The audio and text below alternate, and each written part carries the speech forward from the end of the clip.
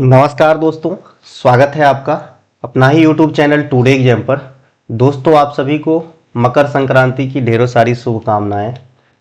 दोस्तों, जैसा कि हम लोग एसएससी के विभिन्न एग्जाम हेतु जो 35 वीडियो की सीरीज देख रहे थे, आज हम 35 में से क्लास नंबर 29 को देखेंगे।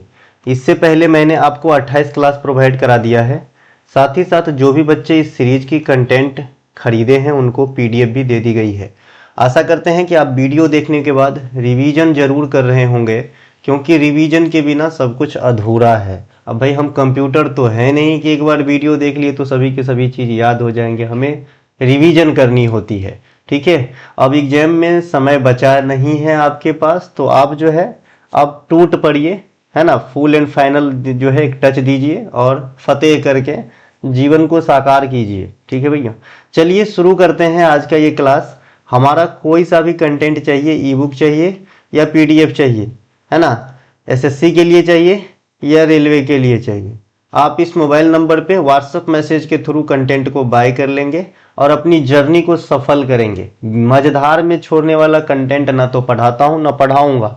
चलिए शुरू करते हैं।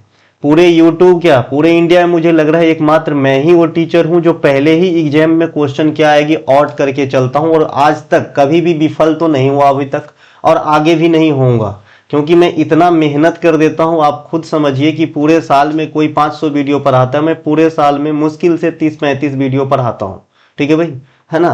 तो कुछ तो दम रहेगा ना, ठीक है मेरे भाई। तो उस बात को भी थोड़ा सा मन में लीजिएगा और पूरे शिद्दत के साथ पढ़िएगा जैसे मैं पढ़ाता हूँ। इस पे मत जाइए कि कम लोग देखते हैं, नहीं लोग देखते हैं, है ना। और जो देखते हैं वो अलग लेवल के स्टूडेंट हैं, उनको पता है कंटेंट की पहचान है, इसीलिए देखते हैं, ठीक है। और वो सब सफल हो जाएंगे।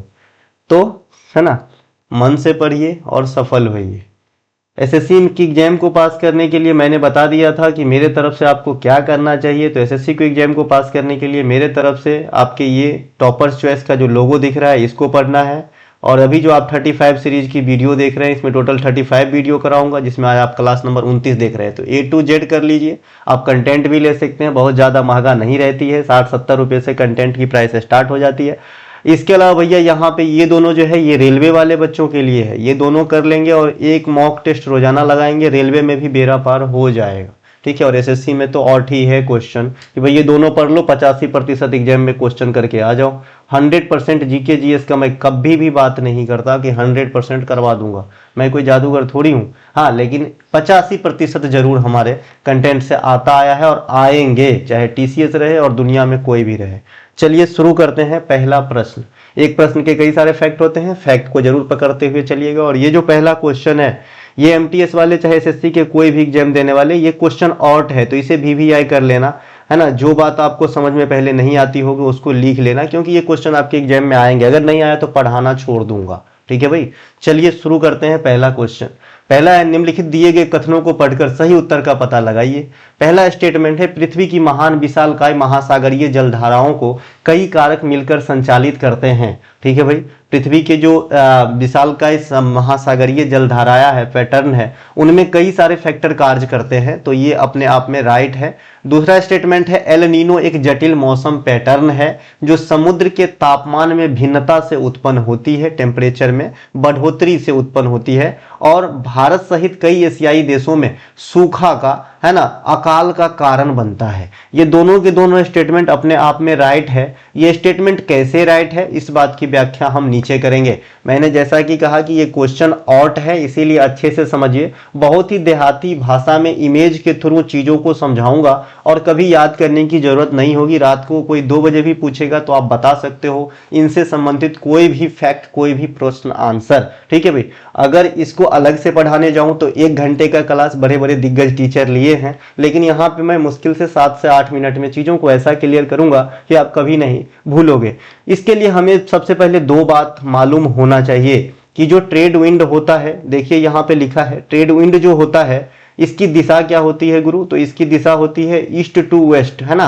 ये पूर्व से पश्चिम चलने का काम करता है, और ट्रेड विंड जो है ये इक्वेटर के आसपास चलने का काम करता है। ये है इक्वेटर, भूमध्य रेखा जिसे बोलते हैं, है ना। तो यहाँ के आसपास जो है आपके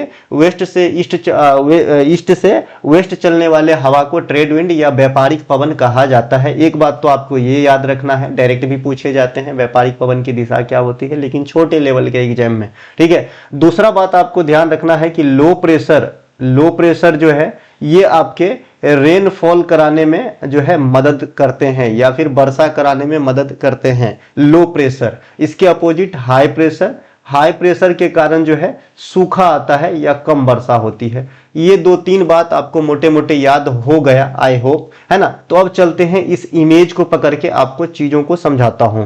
देखिए जो अल नीनो है या ला नीनो है, ये किस कारण से आता है ये 100% किसी को पता नहीं है, और कोई एक कारण इसमें हो भी नहीं सकता, क्योंकि बहुत सारे चीज भगवान के भरोसे भी आज भी चलते हैं। लेकिन इसके क्या प्रभाव होते हैं, इसके प्रेशर कहाँ ज्यादा, कहाँ कम, कहाँ सूखा, कहाँ बारिश, है ना, ये सब चीजों से क्वेश्चन आपके एग्जाम में आती है, ठीक है भाई। तो जब मान लीजिए नॉर्मल ईयर है, नॉर्मल ईयर कहने का मतलब कि भाई उस साल में न तो अल नीनो आया और ना ही ला नीनो आया, तो नॉर्मल कंडीशन में जो समुद्री स्थिति होती है ये कुछ इस प्रकार से होती है। इस इमेज के तरफ जो है थोड़ा सा ध्यान देंगे आप। यहाँ पे पहले चीजों को बता दूं कि ये जो आप लाइन देख रहे हैं बीच में, है ना, ये भूमध्य रेखा का लाइन है, यानी इक्वेटर का लाइन है, 0 डिग्री का लाइन है, ठीक है भाई। ये है एशिया कॉन्टिनेंट, ये है ऑस्ट्रेलियाई कॉन्टिनेंट, ये है साउथ अमेरिका कॉन्टिनेंट, और ये है नॉर्थ अमेरिका कॉन्टिनेंट,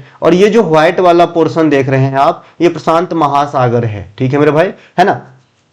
अब जब नॉर्मल स्थिति होती है, जैसा कि मैंने अभी आपको याद कराया कि जो व्यापारिक पवनें होती है वो पूर्व से पश्चिम की तरफ चलती है, तो ये साल भर चलते रहते हैं। ऐसे स्थिति में क्या होती है कि भूमध्य रेखीय प्रशांत महासागर में पूर्व से पश्चिम की तरफ ये हवा चलने के कारण जो गर्म जल राशि है वो धीरे धीरे करके पश्चिमी साइड में जमा हो जाता है, यानी एशियाई और ऑस्ट्रेलियाई किनारे पे जमा हो जाता है ना। और जहां पे ये जमा होगा, गर्म जल राशि होगा, तो क्या होता है भाई, लो प्रेशर हो जाती है। गर्म जल राशि से क्या होता है, लो प्रेशर हो जाती है, और लो प्रेशर हो जाएगी तो क्या होगा, वर्षा होगा। तो इससे हमें पता चलता है कि इसके आसपास में वर्षा होता होगा, मतलब एशिया के आसपास में, इसमें इंडिया भी आ जाएंगे, और ऑस्ट्रेलियाई तट के आसपास में वर्षा होता है जब सब कुछ सामान्य रहता है, यानी उस साल न तो ला नीनो आया होता है और न तो अल नीनो आया होता है। तो उस साल हम क्या सोचते हैं कि इंडिया में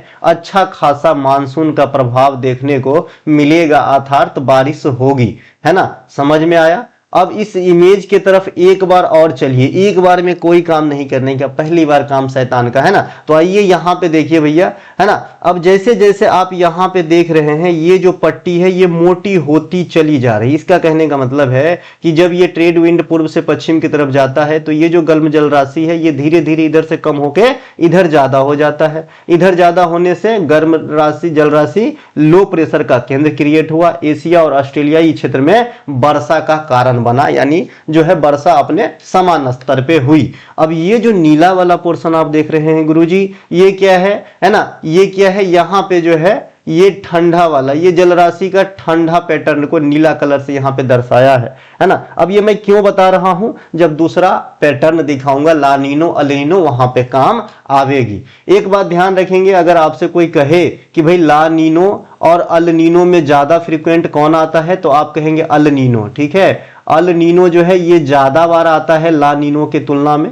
पहली बात एक ये याद रख लेना, मैं भूल गया था, है ना, इसे भी याद रख लेना, ला नीनो के तुलना में अल नीनो ज्यादा टाइम आता है ना। अब देखिए पहला इमेज आपने देख लिया कि सामान्य स्थिति में ट्रेड वाइंड पूर्व से पश्चिम की तरफ चलता है, जिससे गर्म जल जो है पूर्वी तट से पश्चिम की तरफ जो है एकत्रित हो जाते हैं, और पश्चिमी तट पे एशिया और ऑस्ट्रेलिया है, वहां के आसपास के क्षेत्रों में वर्षा होती है और यहाँ पे कम वर्षा होती है। अब दूसरे इमेज की तरफ चलते हैं भाई। अब देखिए अगर ला नीनो की कंडीशन बन गया, ला नीनो क्या होता है, जल राशि का जरूरत से ज्यादा ठंडा हो जाना। ला नीनो क्या होता है, जल राशि का जरूरत से ज्यादा ठंडा हो जाना। देखिए कोई भी चीज जो नॉर्मल है उस पर कोई ध्यान ही नहीं देता है। अगर आप आदमी जैसा ही दिखते हो तो आपको कम आदमी देखेगा, लेकिन आप मंकी कैप पहन लीजिए, एक मोटा सा चश्मा पहन लीजिए, 2 किलो का चेन पहन लीजिए, सब आपके तरफ देखेंगे। तो उसी प्रकार से जब नॉर्मल स्थिति में यही पैटर्न है कि भाई गर्म जल जो है इधर से इधर आके जमा होता है, इधर वर्षा कराता है, इधर कम वर्षा कराता है पूर्व साइड, लानीनो में भी आप वैसा ही कुछ देख रहे हैं। लेकिन ये क्यों चर्चा का कारण बनता है गुरुजी? तो देखिए ऊपर वाले इमेज में जो ये ठंडा क्षेत्र है इसका जो है एरिया बहुत कम आप देख पा रहे हैं, है ना। देखिए यहाँ पे ये जो ठंडाई वाला क्षेत्र है इसकी एरिया यानी क्षेत्रफल जो है कम देख रहे हैं, यानी कम क्षेत्र में ये ठंडाई जल फैला हुआ है। नीचे वाले में देखिए जरूरत से ज्यादा जल का क्वांटिटी यहाँ पे क्या हो गया है, ठंडा हो गया है। इसी पैटर्न को ला नीनो कहा जाता है कि जब जल राशि है ना, जब जल राशि है ना जरूरत से अधिक ठंडा हो जाती है ना। अगर आपसे कोई कहे कि भाई लानीनो की स्थिति किससे मिलती है, तो सामान्य अवस्था से ही मिलती है। लानीनो ऐसा ही है जैसे नॉर्मल कंडीशन में समुद्री क्रियाएं चलती है वैसे ही है, लेकिन आपको कुछ फर्क यहाँ पे देखने को मिलेगी। जैसे यहाँ पे गर्म जल राशि का तादाद पहले कम दिख रहा होगा, यहाँ पे ज्यादा दिख रहा होगा। पश्चिमी तट पे ज्यादा गर्म जल राशि आ गई है, क्यों? क्योंकि पहले यहाँ पे ठंडा जल राशि वाला एरिया कम था, अब ज्यादा एरिया में ठंडा जल राशि हो गया है, तो यहाँ का भी गर्म जल राशि रिस करके यहाँ आ गया है, यानी चल करके आ गया है। अब ऐसा क्यों होता है? तो कारण तो कई हो सकते हैं, लेकिन जो एक्चुअल फैक्ट जो आपके एग्जाम में आते हैं वो ट्रेड वाइंड का जरूरत से ज्यादा मजबूत हो जाना, जो आपके व्यापारिक पवनें चला करती है पूर्व से पश्चिम की तरफ, वो बहुत ज्यादा शक्तिशाली हो जाती है। जितने सामान्य अवस्था में जल को कैरी करता है उससे ज्यादा जल को ढकेल के पश्चिमी किनारे पे ले आता है, और ऐसे स्थिति में बहुत गहरा लो प्रेशर यहाँ पे क्रिएट होगा, है ना। और ये लो प्रेशर बहुत अत्यधिक वर्षा का कारण बनेगा। कहां पे? एशिया में और ऑस्ट्रेलिया में। तो अगर आपसे कहे कोई बंदा कि भाई ला नीना का इफेक्ट इंडिया पे क्या पड़ेगा, तो आप कहेंगे ला नीना का इफेक्ट जो है इंडिया में अत्यधिक रेनफॉल, यहां तक कि बाढ़ की स्थिति भी बन सकती है। इंडिया यानी एशियाई और ऑस्ट्रेलियाई जो भी कॉन्टिनेंट के देश है वहां पे तटीय में, ठीक है भाई, है ना। और सेम उसका उल्टा, है ना, जो नॉर्थ अमेरिका है या यहाँ पे आप जो है sorry south America north America, तो इस साइड में जो है आपका सूखा पड़ेगा, है ना। इस साइड में सूखा पड़ेगा क्योंकि बहुत ज्यादा जल का ठंडा हो जाने से हाई प्रेशर क्रिएट होता है, और हाई प्रेशर जो है सूखा का कारण बनता है। आई होप आप ये दोनों इमेज को अच्छे से समझे। साधारण पैटर्न में सामान्य दिन में जब लानीनो अल्नीनो नहीं आता है तो गर्म जल राशि ट्रेड वाइंड के साथ पूर्वी प्रशांत क्षेत्र से पश्चिमी प्रशांत क्षेत्र में एकत्रित होता है, जहां एशियाई कंट्री और ऑस्ट्रेलियाई कंट्री में अच्छा खासा बारिश होता है, और नॉर्थ अमेरिकी कंट्री और साउथ अमेरिकी कंट्री में बहुत कम वर्षा होता है, अर्थात जो है सूखा रहता है जनरली, ठीक है। जब लानीनो आ जाता है तो ऐसे स्थिति में सामान्य से ज्यादा जल राशि ठंडा हो जाता है पूर्वी प्रशांत क्षेत्र में, और यहाँ पे बहुत ज्यादा सुखाड़ का कारण बनता है। और यहाँ ज्यादा जल राशि ठंडा हुआ है, सेम इसके अपोजिट पश्चिमी तट पे यानी एशियाई और ऑस्ट्रेलियाई तट पे ज्यादा गर्म जल राशि का जमा हो जाने से बहुत तेज लो प्रेशर क्रिएट होती है, जिससे ज्यादा वर्षा यहाँ पे होती है ना, और बाढ़ इत्यादि की संभावना बन जाती है, ठीक है मेरे भाई। अब लानीना भी समझ लिए और समान स्थिति भी समझ लिए। अब बच गया भैया एक अल्नीनो। अब इसको देखिए, लानीनो का ये उल्टा होता है अल्नीनो, है ना। हमेशा लानीनो और अल्नीनो का जो रिलेशन है ना, ये पूर्वी प्रशांत यानी ईस्ट पैसिफिक ओशियन के रिलेशन में ही जो है इसकी डिफिनीशन वगैरह दिए गए हैं, ठीक है भाई। क्योंकि समान, मैंने कहा ना कि अगर आप समान है तो आपकी तरफ कौन देखेगा, ठीक है भाई, और सामान्य हो जाओगे तब दिखेगा, क्योंकि ये उल्टा नदी बह रही है। यहाँ पे ठंडा का क्षेत्र होना चाहिए, बहुत ज्यादा गर्म हो रहा है, इसीलिए ये सब चर्चा में रहता है और इसीलिए आपको पढ़ना भी पड़ता है। तो लानीनो देख लिए, समान स्थिति देख लिया। अब अल्नीनो क्या होता है? लानीनो का उल्टा। अल्नीनो में क्या हो जाता है कि जो ट्रेड वाइंड था या तो ये नगण्य हो जाता है, बहुत निष्क्रिय या बहुत कमजोर हो जाता है, और कभी कभी ये ट्रेड वाइंड जो है उल्टी गति से चलने लगते हैं ना, जो पूर्व से पश्चिम चलना चाहिए वो पश्चिम से पूर्व की तरफ चलने लगते हैं। ऐसी स्थिति में क्या होता है कि जो गर्म जल राशि इस पश्चिमी तट पे जमा होना चाहिए था वो सभी रिस करके चले जाते हैं कहां पे? इस पूर्वी वाले भाग में, पूर्वी प्रशांत क्षेत्र में, और यहाँ पे बहुत ज्यादा गर्म जल राशि के जमा हो जाने से लो प्रेशर क्रिएट होता है, और उस साल जिस साल अल नीनो आता है उस साल अमेरिकी कॉन्टिनेंट में काफी ज्यादा वर्षा होता है या बाढ़ वगैरह की स्थिति आती है। वहीं पर एशियाई और ऑस्ट्रेलियाई कॉन्टिनेंटल क्षेत्र में जो है सूखा का कारण बनता है। अब आने वाले 2026 तो आ ही गए, आने वाले समय में अल नीनो आने वाला है, तो इससे हम पता लगाते हैं कि आने वाले समय में इंडिया में सूखा पड़ने की पूरी संभावना है। कोई भी दिक्कत नहीं होनी चाहिए अब अल नीनो और ला नीनो में और समुद्री जलधाराओं की सामान्य क्रिया में। ठीक है मेरे भाई, अब आते हैं जो चीज मैंने आपको यहाँ पे इमेज के सहारे बताया है वही चीज यहाँ पे लिखित रूप में दर्शाया गया है, क्योंकि पीडीएफ बोलेगा नहीं तो वहां पे लिखित चीज में चाहिए ना मेरे भाई। अब आइए, ला नीनो का शाब्दिक अर्थ क्या होता है? छोटी लड़की, और अल नीनो का शाब्दिक अर्थ होता है छोटा लड़का। ठीक है मेरे भाई, है ना। ला नीनो एक प्राकृतिक जलवायु पैटर्न होती है और ये मध्य और पूर्वी प्रशांत महासागर का जो सतही जल असमान रूप से ठंडा हो जाता है, क्योंकि सामान्य से अधिक तेज व्यापारिक हवाएं गर्म जल को पश्चिमी प्रशांत एशिया और ऑस्ट्रेलिया के पास की ओर धकेलती है ना। अभी मैंने कहा कि भाई ला नीनो में जो ट्रेड वाइंड है बहुत ज्यादा शक्तिशाली हो जाती है। जैसा तो आम दिन में लाता है तो कम जल राशि यहाँ पे गर्म लाती है, लेकिन बहुत ज्यादा शक्तिशाली हो जाने के कारण यहाँ का भी जो गर्म जल राशि था उसको भी ढकेल के पश्चिमी किनारे पे ले आया, तो इधर ठंडा का क्षेत्र बढ़ गया, इसे ला नीनो कहते हैं। ठीक है, यही चीज लिखा हुआ है। अल नीनो ला नीनो के विपरीत होते हैं, उसी क्षेत्र में असमान रूप से, है ना, गर्म समुद्री तापमान की विशेषता है, जैसा कि मैंने यहाँ पे बताया। उसी क्षेत्र में कहने का मतलब ये हमेशा ला नीनो और अल नीनो जो मतलब कैलकुलेट किया जाता है, ये ईस्ट पैसिफिक ओशियन यानी पूर्वी क्षेत्र के हिसाब से ही कैलकुलेट किया जाता है। तो अल नीनो के तुलना में ला नीनो क्या होता है? उल्टा होता है। जहां अल नीनो पूर्वी प्रशांत क्षेत्र में जरूरत से ज्यादा ठंडाई को बढ़ा देते हैं, वहीं अल नीनो क्या करते हैं? पूर्वी प्रशांत क्षेत्र में जरूरत से ज्यादा गर्म जल को बढ़ा देते हैं। ठीक है भाई, अब देखते हैं यहां पे भारत में मानसून पर ला नीनो का प्रभाव। जैसा कि मैंने अभी कहा, ला नीनो होगा तो क्या होगा?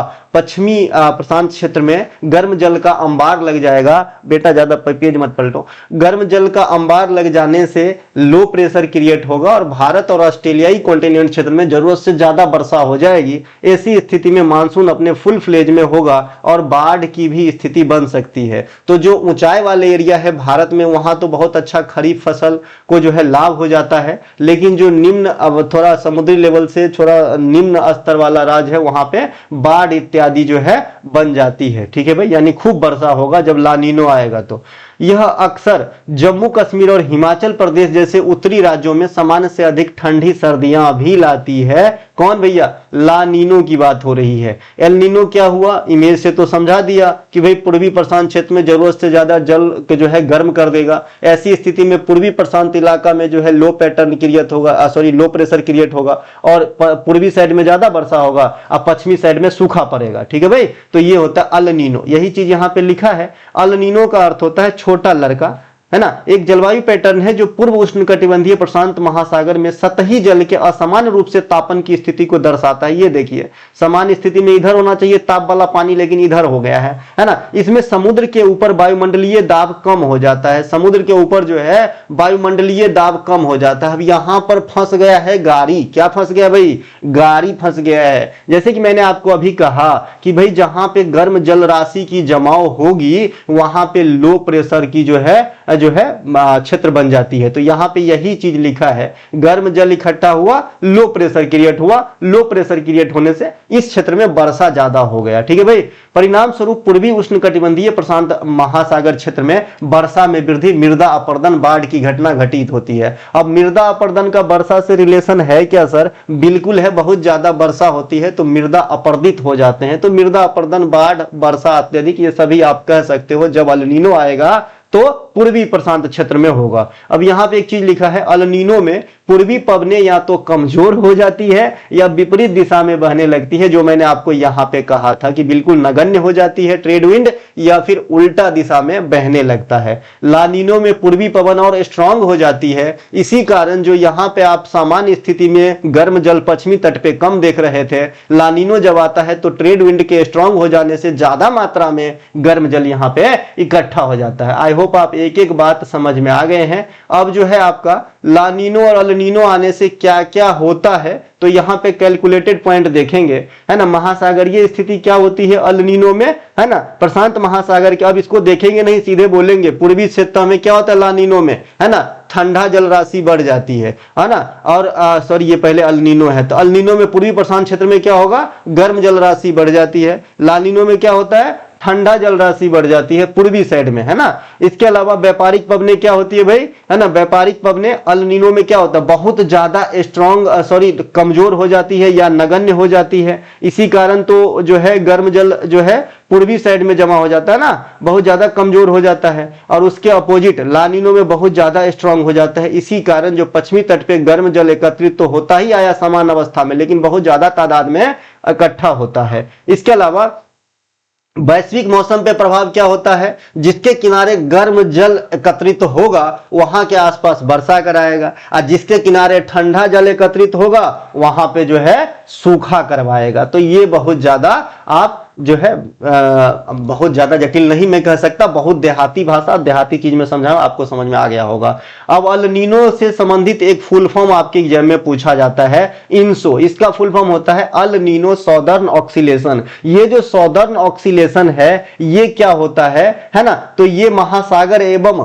वायुमंडलीय तापांतर को दर्शाता है। यानी महासागर और वायुमंडलीय के तापमान में जो भी उतार चढ़ाव आता है उनको दर्शाने के लिए हम इंसो शब्द का इस्तेमाल करते हैं। पृथ्वी की विशाल महासागरीय धारा को, जो स्टेटमेंट नंबर 1 में था कि भाई बहुत सारे कारक मिलकर संचालित करते हैं, तो पृथ्वी की विशाल महासागरीय धारा को कई सारे कारक मिलकर चलाते हैं, जिसमें हवा, पेन, पृथ्वी का रोटेशन, है ना, कोरियोलिस प्रभाव, तापमान और लवणता, गुरुत्वाकर्षण, अट्रैक्शन, ये सभी के सभी कारक जो है ना, महासागरीय जलधाराओं को संचालित करने में अपना अपना योगदान देता है। यहां एक नीचे एक और पॉइंट लगा है, नीचे एक पॉइंट लगा है भाई कि पश्चिमी विक्षोभ, ये अलग चीज है, ये अलग चीज है, लेकिन मिलती जुलती बात है, इसीलिए बता रहा हूं। जो पश्चिमी विक्षोभ है, वेस्टर्न डिस्टरबेंस है, इसकी उत्पत्ति सबसे पहले कहां होती है, तो ये भूमध्य सागर में होती है ना, भूमध्य सागर में होती है, जिससे सर्दियों के दौरान उत्तर पश्चिमी भारत में बारिश और पहाड़ों में बर्फबारी होती है, जो रबी के फसल जैसे गेहूं मसूरी के लिए काफी फायदेमंद होती है। होता क्या है कि ये जो पश्चिमी विक्षोभ है ये आपके भूमध्य सागर में आता है। भूमध्य सागर में आने से, है ना, ये ईरान, अफगानिस्तान, फिर अपना पाकू, इसके रास्ते जो है भारत के टॉप पीक पे यहां पे आता है, यहां वाला जो पोर्शन है ना, पंजाब, हरियाणा, ये वाले क्षेत्र वाले जो है शीत मतलब ठंडी के महीना में वर्षा करा देता है, जो रबी के फसल के लिए फायदेमंद होती है। अब यहां पे दूसरा प्रश्न है हमारा, निम्नलिखित खेल से संबंधित, अच्छा लगे तो लाइक करना दोस्त, निम्नलिखित खेल से संबंधित दिए गए कथनों पर विचार करते हुए सही उत्तर का पता लगाइए। पहला स्टेटमेंट है, भारत का पहला golf club royal Kolkata golf club था। बिल्कुल सही है, ये रॉयल कोलकाता भारत का ही नहीं, ये ब्रिटेन, भारत यानी ब्रिटेन में जितने भी देश आते हैं उसके बाहर स्थापित ये पहला गोल्फ क्लब था। तो अपने आप में ये स्टेटमेंट सही हो जाता है। दूसरा स्टेटमेंट है, पूर्व cricketer Yuvraj Singh Indian golf premiere league के सह मालिक, को ऑनर और ब्रांड एम्बेसडर भी है। अपने आप में ये दोनों कथन सही हो रहा है। जैसे आप आईपीएल देखते हैं ना, वैसे गोल्फ का भी आईपीएल अब होने लगा है, जिसका हम आईजीपीएल कहते हैं, इंडियन गोल्फ प्रीमियर लीग कहते हैं। उसमें युवराज सिंह का जो है ये दिमागी उपज है, या फिर कहिए इसमें एक्टिव है, को ऑनर है और ब्रांड एम्बेसडर भी है। ठीक है मेरे भाई। 1829 में स्थापित royal Kolkata golf club Bharat का सबसे पुराना और ग्रेट ब्रिटेन के बाहर पहला गोल्फ क्लब था। ठीक है भाई। दुनिया का पहला गोल्फ क्लब कौन सा था, है ना भाई, तो ये भी बात आती है। तो दुनिया की सबसे पहले गोल्फ क्लब का नाम है Saint Andrews Golf Club, Saint Andrews Golf Club. ये कहां पे रहेगा गुरुजी, तो ये रहेगा आपके स्कॉटलैंड में। ये कहां पे रहेगा, स्कॉटलैंड के अंदर है। ठीक है भाई। गोल्फ की जो ये सेंट एंड्रयूज है, ये पहला गोल्फ क्लब है जो आपके स्कॉटलैंड के अंदर है। गोल्फ खेल की शुरुआत 15वीं शताब्दी के आसपास मानी जाती है और ये यूरोपियन कंट्री स्कॉटलैंड की उपज है। तो अगर आपसे कहे कि भाई गोल्फ खेल का जन्मदाता किसे माना जाता है, तो स्कॉटलैंड कहना। जैसे क्रिकेट का जन्मदाता किसे माना जाता है, तो इंग्लैंड कहते हैं, ठीक है भाई, उसी प्रकार से। इसके अलावा सामान्यतः गोल्फ का जो कोर्स होता है, कोर्स मतलब जो मैदान होते हैं गोल्फ का, उसे कोर्स कहेंगे, है ना। जैसे बैडमिंटन वगैरह की कोर्ट होते हैं, क्रिकेट की ग्राउंड होती है ना। उसी प्रकार से जो है कोर्स अपन गोल्फ के मैदान को कहेंगे, ठीक है। तो इसमें 18 होल्स होते हैं नॉर्मली, एक इंटरनेशनल मानक के अनुसार, लेकिन ये फिक्स नहीं है कि भाई 18 ही होगा, है ना, है ना, कि ये फिक्स नहीं है कि 18 ही होल होगा। ऐसा होल रहता है गोल्फ के कोर्स पे, है ना, और एक ऐसा स्टिक रहता है जिसके नीचे ऐसा एक बना रहता है और इसके सहारे इस बॉल को इसमें डालना होता है होल के अंदर, ठीक है भाई।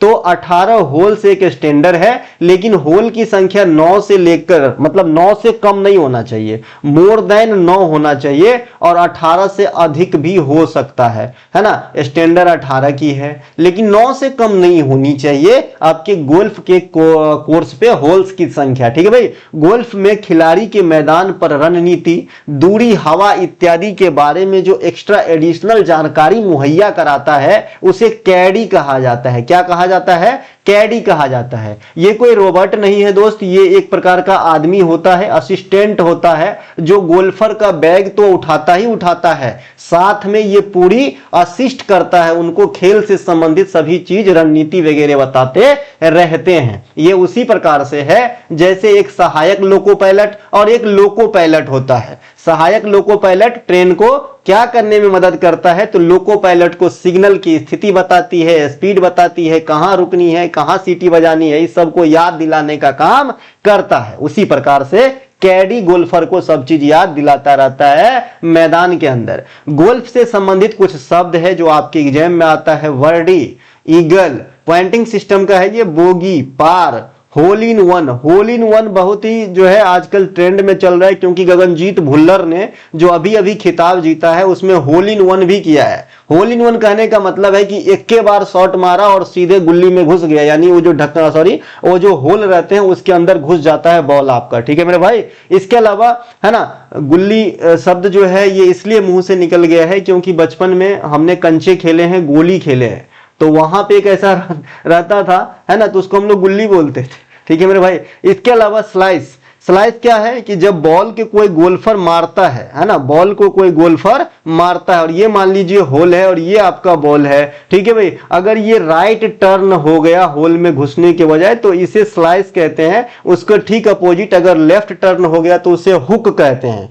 टी वो जगह होता है गोल्फ के कोर्स पे, टी डबल ई, ये चाय वाला टी नहीं है, जहां से गोल्फ जो है स्टार्ट होते हैं, ये स्टार्टिंग पॉइंट होता है टी, ठीक है भाई। तो ये सभी जो है आप गोल्फ के बारे में थोड़ी बहुत जानकारी रखेंगे। ये रहा आपके गोल्फ के इमेज, और भी कुछ शब्द है जो गोल्फ से जुड़ा हुआ है। गोल्फ का कोर्स का एक भयानक इमेज यहाँ पे लगा दिया हूं, है ना। अभी जो मैं टी की बात कर रहा था ये है भैया टी, यहां से स्टार्ट होगा। बाद बाकी और भी कोई चीज यहाँ पे आपके लिए अगर याद, ऐसे तो याद रखने की चीज ही ने, वाटर हजार्ड, वाटर वाला क्षेत्र में वहां हो सकते हैं, ऐसे इंडिकेशन देता है। होल कप, है ना, ये सब पढ़ने से पता चल जाता है, ठीक है भाई। तो इसीलिए जो नहीं पता चलता उसको मैंने लिख दिया था। गोल्फ के होल का वास्तविक व्यास कितना होता है? तो गोल के जो होल होते हैं, गोल्फ के जो होल होते हैं, उनका डायामीटर जो है 4.25 इंच होता है, याद रखेंगे। काम की जो है ये आंकड़े रहेंगे। इनके अलावा ग्रीष्मकालीन ओलंपिक में गोल्फ को कब शामिल किया गया? जो ग्रीष्मकालीन ओलंपिक होते हैं ना, इसे ही ओलंपिक का मेन फॉर्मेट कहते हैं। यानी अगर खाली कोई ओलंपिक कह रहा है तो इसका मतलब आपको अंडरस्टूड होनी चाहिए कि वो ग्रीष्मकालीन ओलंपिक के बारे में बात कर रहा है, ठीक है भाई। तो ग्रीष्मकालीन ओलंपिक में गोल्फ की जो एंट्री होती है ठीक वही ओलंपिक में होता है जहां पे इंडिया की एंट्री होती है, ठीक है। तो इंडिया की भी एंट्री सेकेंड ओलंपिक में हुआ था जो 1900 ईस्वी में पेरिस में कराए गए थे, क्योंकि ओलंपिक की शुरुआत 1896 से हुआ था, है ना, और 4 साल में एक बार होता है, तो अगला जो हुआ होगा 1900 में हुआ होगा। तो वहीं पे गोल्फ को जो है एंट्री तो मिल गया, लेकिन गोल्फ को बाद में बंद कर दिया गया। ये बहुत महंगा खेल है, ठीक है, बाद में इसे बंद कर दिया गया। पुनः क्या होता है कि 2016 में जो आपके रियो के अंदर ग्रीष्मकालीन ओलंपिक कराए गए थे टोक्यो से पहले, है ना, तो वहां पे गोल्फ को फिर से शामिल कर लिया गया है। तो ये गोल्फ का ओलंपिक उतार चढ़ाव को दर्शाने वाली पॉइंट थी। इसके अलावा Indian golf premiere League IGPL 2025 सितंबर 2025 से दिसंबर 2025 तक चला था। यह भारत के विभिन्न शहरों के अलावा श्रीलंका और यूएई के अंदर भी कराए गए इनके कुछ मैच। ठीक है भाई, यूएई लिखो ना रे, हाँ यूएई लिखो, लिख दिया, सही बात है। ठीक है, तो ये दोनों की जगह करवाया गया। जहां सबसे सफल खिलाड़ी गगनजीत भुल्लर, जो ऑल टाइम इंडिया का सबसे सफल खिलाड़ी माने जाते हैं, गगनजीत भुल्लर गोल्फ के अंदर, तो यहां पे ये सबसे सफल खिलाड़ी रहा। ठीक है मेरे भाई। इसके अलावा अदिति अशोक एशियाई खेल में भारत की पहली महिला गोल्फर है जिन्होंने पदक जीती थी। इन्हें भी ध्यान रखेंगे। अदिति अशोक डायरेक्ट पूछा जाता है कि किस खेल से जुड़े हुए हैं। अब यहाँ पे कुछ अन्य आपके गोल्फर हैं जो इंडिया से ताल्लुकात रखते हैं, उनका नाम मैं लेना चाहूंगा, जो उभरता हुआ सितारा भी है। चूंकि गोल्फ का भी आईपीएल स्टार्ट हो गया है तो इन लोगों का भी नाम आपके जहन में होनी चाहिए। तो अर्जुन अवार्डी हो जाता है, गगनजीत भुल्लर हो जाते हैं, कार्तिक सिंह हो जाते हैं, नेहा त्रिपाठी हो जाती है ना, सहर अटवाल हो जाती है, अदिति अशोक, वीर गणपति, गौरव घई, सुखमन सिंह, सिमरजीत सिंह, ये दोनों पिता पुत्र हैं। प्रणवी उर्स, जी मिल्खा सिंह के पुत्र हैं ये। ज्योति रंधावा, दीक्षा डागर, शुभंकर शर्मा, शर्मिला निकोलेट, ये सभी कुछ ऐसे नाम हैं जो हाल फिलहाल में गोल्फ की बुलंदियों को छूने या छू लिए हैं। ठीक है भाई, या प्रयास कर रहे हैं। ठीक है मेरे भाई। गगनजीत भुल्लर तो बहुत पुराने हैं, आपको याद भी होगा। निम्नलिखित कथन पर विचार करते हुए सही उत्तर का पता लगाइए गुरुजी। पहला स्टेटमेंट है, शैलेंद्र वंश का संबंध इंडोनेशिया के जावा और सुमात्रा से था। इन्होंने भारत में भी बौद्ध धर्म से संबंधित कई मठ बनवाए। ये बहुत ही अच्छी बात करी आपने। शैलेंद्र वंश जो है ये बौद्ध धर्म प्रचारक वंश रहा है और इनका मेन शाखा महायान शाखा है, जिनसे कनिष्क, अशोक ये सब भी जुड़े रहे थे। ठीक है भाई। लेकिन इनकी जो है भले ये भारतीय मूल का, लेकिन इनका संबंध इंडोनेशिया से भी रहा है, खासकर जावा और सुमात्रा से। और ये इंडिया में भी कई मठों के निर्माण में अपना योगदान दिए हैं, है ना। मठ कहने का मतलब बौद्ध धर्म का मंदिर समझिए। ठीक है मेरे भाई। तो ये जो है मठ बनवाए हैं शैलेंद्र राजा ने। तो पहला स्टेटमेंट आपका सही हो जाएगा। दूसरा स्टेटमेंट है, शैलेंद्र राजाओं का एक प्रमुख शासक चोल वंश के संस्थापक के द्वारा पराजित हुआ था। ये स्टेटमेंट नहीं जम रहा है क्योंकि चोल वंश का संस्थापक यहां पे लिखा है, और चोल वंश के संस्थापक कौन होते हैं भैया? विजयालय, है ना। कौन है? विजयालय। जो शैलेंद्र राजा है ना, वो विजयालय से पराजित नहीं हुआ था, है ना। ये हुआ था आपके पराजित राजेंद्र प्रथम से, है ना। वो भी चोल शासक ही थे, राजेंद्र फर्स्ट, राजराज प्रथम का बेटा, है ना। इनसे पराजित हुए थे, लेकिन यहाँ पे चोल वंश के फाउंडर से पराजित आपने करवा दिया, इसीलिए यह स्टेटमेंट आपका रॉन्ग हो गया। तो पहला स्टेटमेंट सही है, दूसरा स्टेटमेंट क्यों रॉन्ग है ये भी बता दिया हूं, है ना। शैलेंद्र वंश का संबंध इंडोनेशिया के जावा और सुमात्रा से था और वे महायान बौद्ध धर्म के संरक्षक थे, जिन्होंने बोरोबुदुर, आपसे डायरेक्ट भी पूछा जाता है बोरोबुदुर की मंदिर या मठ कहां है ना, बोरोबुदुर जैसे भव्य मंदिरों का निर्माण करवाया। श्री विजय साम्राज्य के शैलेंद्र शासकों ने भारत में 2 मठ बनवाए। कितने मठ बनवाए? 2 मठ बनवाए। कितने? 2 मठ। कौन कौन से? नालंदा और नागपट्टिम में, नागपट्टिम और नालंदा में बनाई। ये नागपट्टिम आपके साउथ में है, नाम से स्पष्ट है। नालंदा आपके बिहार में है, उत्तर में है। ठीक है मेरे भाई, इसे ध्यान रखेंगे। अब यहां पे नोट करके एक चीज लिखा है, श्री विजय के शैलेंद्र राजाओं। ये श्री विजय कहने का मतलब है ना, ये जगह जैसे समझ लीजिए, है ना। शैलेंद्र राजाओं मतलब एक साम्राज्य के नाम जैसे समझिए, है ना। श्री विजय के शैलेंद्र राजाओं में विजय तुंग बर्मन ये नाम है इनका, ने नागपट्टिम में तथा बालापुत्र ने नालंदा में मठ का निर्माण कराया था। अभी जो मैंने कहा कि भाई शैलेंद्र राजाओं जो इंडोनेशिया इत्यादि में बौद्ध धर्म के महायान शाखा को प्रचारित करने के लिए कई सारे काम किए, तो इन्होंने इंडिया में भी 2 मठ बनवाए, एक आपका नालंदा में और एक आपका नागपट्टिम में। तो जो नालंदा में बनवाए उनका नाम था बालापुत्रा, शैलेंद्र राजा था ये भी, और जो आपके नागपट्टिम में बनवाए उनका नाम था विजय तुंग बर्मन। ठीक है मेरे भाई। अब नीचे आते हैं, श्री विजय के शैलेंद्र राजाओं में श्री मार विजय तुंग बर्मन, है ना, श्री महारा विजय तुंग बर्मन प्रमुख थे जिन्होंने चोल राजा राजेंद्र प्रथम ने हराया था। अभी दूसरा स्टेटमेंट क्यों रॉन्ग हुआ था? वहां पे स्टेटमेंट था भाई कि शैलेंद्र राजाओं को चोल वंश के फाउंडर यानी संस्थापक ने हराया था, इसीलिए रॉन्ग हो गया था। अगर वहां पे चोल वंश के राजेंद्र प्रथम ने हराया था कह दिया होता तो वो भी सही हो जाता। तो वो क्यों गलत था, इस बात से यहां पे क्लियर हो जाना चाहिए। चोल शासक राजराज प्रथम और उनके पुत्र राजेंद्र प्रथम, देखिए राजराज प्रथम जिन्होंने तंजौर में बृहदेश्वर मंदिर का निर्माण करवाया है और इनका नाम पे भी वो मंदिर चलता है ना, जिसे राजराजेश्वर मंदिर भी कहा जाता है। ये कहां पे है? तंजावुर में है ना, तंजावुर में है। और ये तंजावुर कहां पे भैया? तमिलनाडु में है। ठीक है, तो ये राजराज प्रथम ने बनाया था। इनका पुत्र राजेंद्र प्रथम जो है ना द्वारा श्रीलंका के शासकों को पराजित किया गया। पहले पिताजी ने हराया, राजराज प्रथम ने हराया और फिर उनका बेटा राजेंद्र प्रथम ने भी श्रीलंकाई शासक महेंद्र फैब को हराया था। किसको हराया था भैया? महेंद्र फैब को हराया था, जो श्रीलंका पे सत्तारूढ़ थे। इनको राजराज प्रथम ने भी हराया और उनके पुत्र राजेंद्र प्रथम ने भी हराया। लेकिन यहां से क्वेश्चन निकल करके आता है कि किस चोल शासक के द्वारा श्रीलंका पे है ना पहली बार अधिकार किया गया, है ना? तो भाई चोल शासक के द्वारा श्रीलंका पे पहली बार अधिकार पहले बाप और बेटा दोनों किए हैं, तो पहले बाप करेगा कि बेटा? तो पहले बाप करेगा, तो पहले राजा चोल के द्वारा किया गया, है ना। लेकिन ये आंशिक रूप से ही अधिकार कर पाए थे, ये एक क्षेत्र को ही जीत पाए थे, यानी ये पार्शली, है ना, ये पार्शली ही विजय कर पाया था। संपूर्ण श्रीलंका फतेह करने का श्रेय राजेंद्र प्रथम को दिया जाता है। ठीक है भाई, नेक्स्ट हमारा यहां पे लिखा भी है, राजराज प्रथम और राजेंद्र प्रथम चोल द्वारा पराजित होने वाला श्रीलंकाई शासक महेंद्र पांच था, है ना, महेंद्र पांच। इसके अलावा संगम काल, अब ये संगम काल में यहां पे क्यों पढ़ा रहा हूं, क्योंकि मैं चोल वंश की बात छेड़ दिया हूं ना, और बात छेड़ दिया हूं तो नगमा पूरा गाऊंगा भाई, है ना। देखिए संगम काल में तीन प्रमुख राजवंश के बारे में हमें पढ़नी होती है, चेर, चोल और पांड। मैं फिर से रिपीट करता हूं कि एक संगम वंश भी है, एक संगम वंश भी है, संगम वंश भी है, एक क्या है, संगम वंश भी है, जो विजयनगर साम्राज्य के 4 वंशों में से एक है। ठीक है भाई, विजयनगर साम्राज्य के 4 वंशों में से एक है संगम वंश, जो पहला भी है, यानी संगम वंश से ही विजयनगर साम्राज्य की स्टार्टिंग हुई थी। फिर बाद में सुलु, फिर तुलु, फिर अरविदु आया था। एक संगम काल होता है, एक संगम इरा है। ये क्या है भैया, संगम इरा है। संगम मतलब होता है गैदरिंग, मतलब इकट्ठा, मतलब सबमिट, शिखर, है ना। तो एक समय हुआ कि भाई कालांतर में, है ना, तमिल कवियों का 3 बार जमावड़ा हुआ,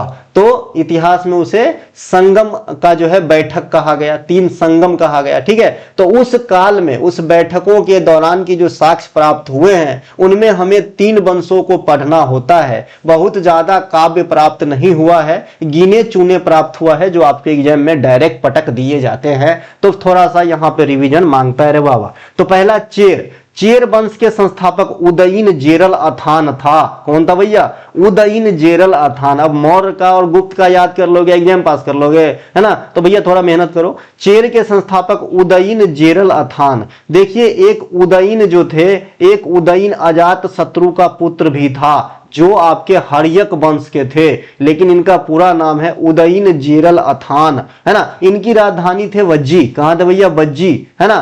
इसके प्रतीक क्या थे, धनुष बाण, है ना। प्रमुख शासक कौन है भैया, सेनगुट्टवन, सेनगुट्टवन। जैसे कई सारे ऐसे शासक है ना जो आपको पूछते हैं भाई किस वंश के, जैसे करिकाल, है ना, ध्रुव, है ना, करिकाल, ध्रुव, सेनगुट्टवन, सेनगुट्टवन, इस सब का नाम लिख देता है, पूछता है कि कौन वंश के है ना। तो पता चल ही नहीं रहा भाई, करिकाल किसी का सरनेम है ही नहीं, करिकाल, ध्रुव किसी का सरनेम है ही नहीं, तो हमें मुश्किल हो जाता है अगर हम पहले से पढ़े नहीं होते हैं तो। ठीक है भाई, अब दूसरी वंश है भैया चोल। चोल के संस्थापक हैं विजयालय। राजधानी इनका पहला प्राथमिक राजधानी उरैयूर, बाद में तंजावुर, ठीक है भाई।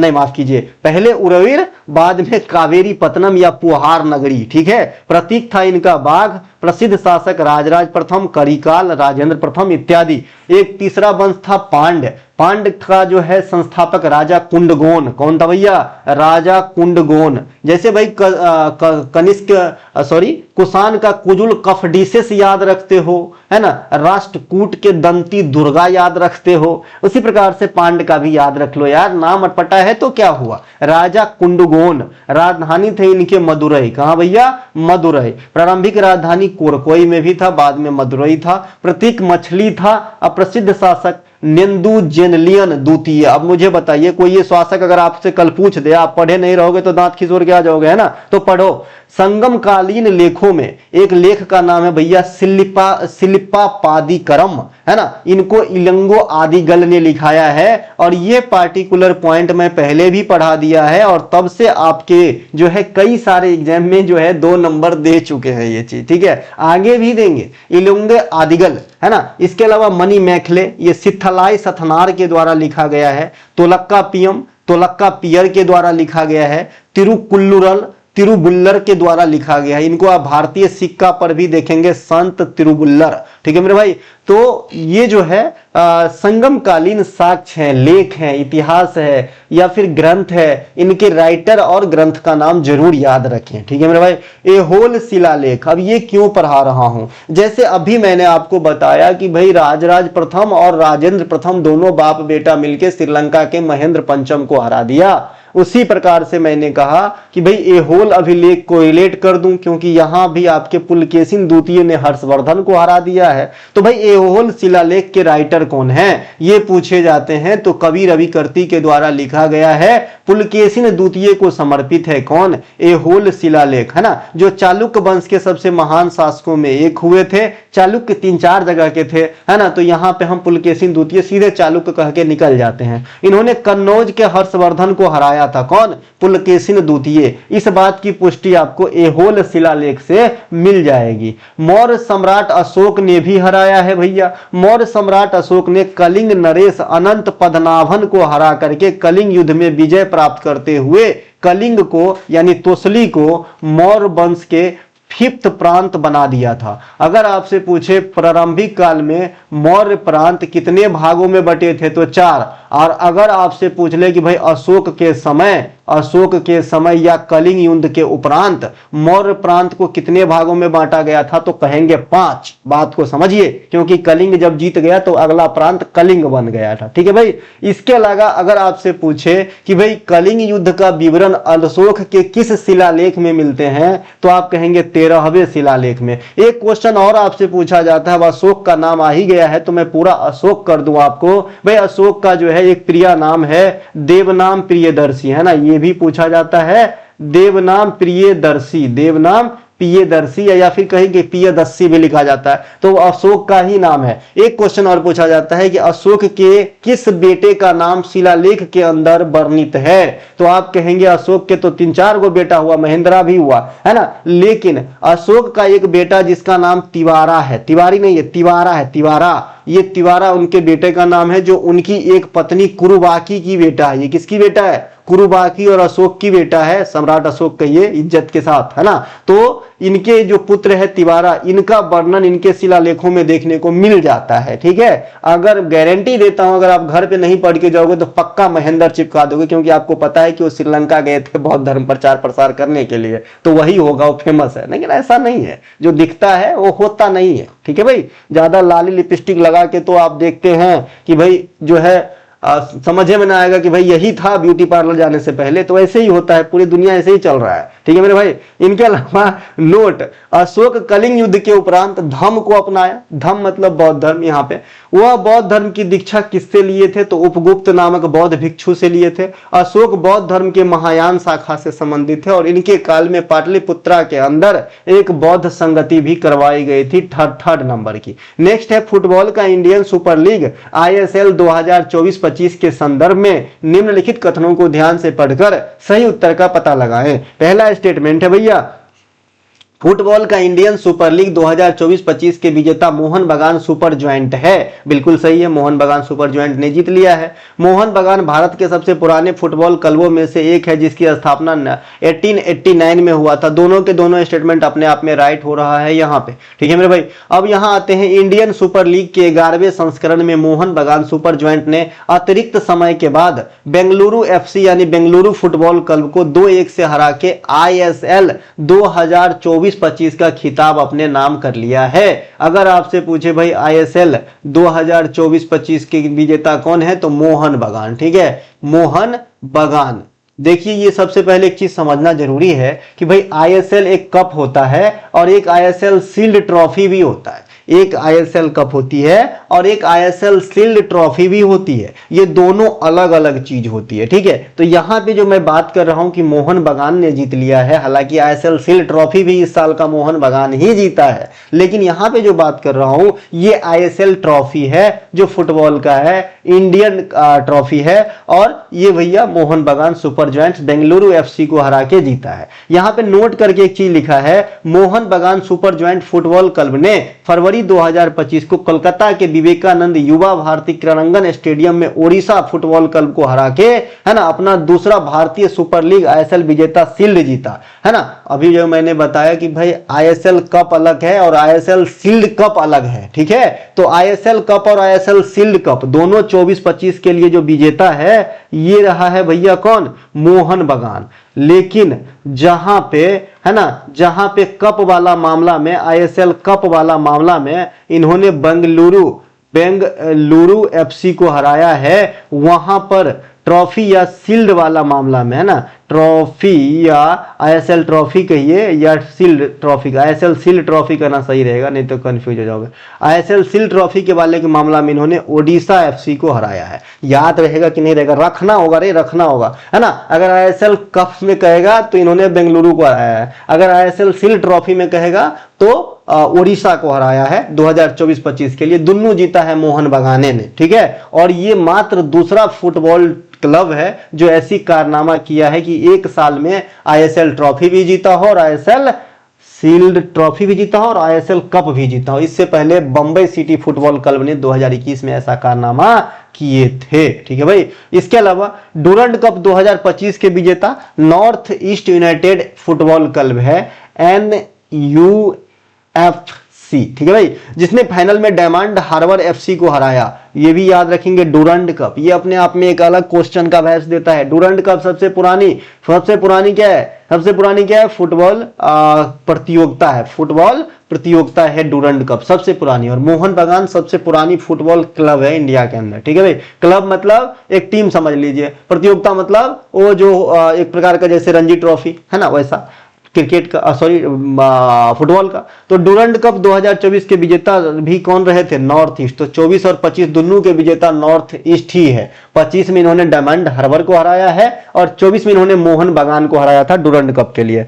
डूरंड कप एशिया का सबसे पुराना फुटबॉल टूर्नामेंट है। इसकी प्रथम मैच 1888 शिमला के अंदर करवाया गया था, है ना। हेनरी डूरंड के नाम पे इसका नाम रखा गया है। मलेशिया के इपोह में, देखिए ये जो मलेशिया है ना, यहीं पर आपके Sultan Azlan Shah hockey tournament होगा। ये हर साल होता है और इनका फिक्स है। जैसे कांस फिल्म महोत्सव, ये फ्रांस में है कांस, तो भैया कांस की सिटी कहीं उठ के कहीं और थोड़ी चला जाएगा, तो फ्रांस में होगा। अगर आपसे कोई पूछे कि भाई कांस फिल्म महोत्सव कहाँ होता है, उसी प्रकार से अजलन शाह हॉकी टूर्नामेंट का नाम लिया तो आप समझ लीजिए कि ये मलेशिया में होगा, है ना, अजलन शाह, है ना। ये 2025 में भी हुआ, हर साल होता है। तो 2025 में इंडिया को ना सिल्वर मेडल मिला है इसमें। ये बहुत बड़ी बात होती है सिल्वर मेडल जीतना, ठीक है मेरे भाई। यानी ये इंडिया जो है फाइनल में जाके हारे हैं, रनर अप रहे होंगे, क्योंकि जो विनर है उनको गोल्ड मिल जाती है और जो रनर है उनको सिल्वर मिल जाती है। तो इंडिया फाइनल में हारा, किससे हारा, बेल्जियम से। तो अगर आपसे पूछे भाई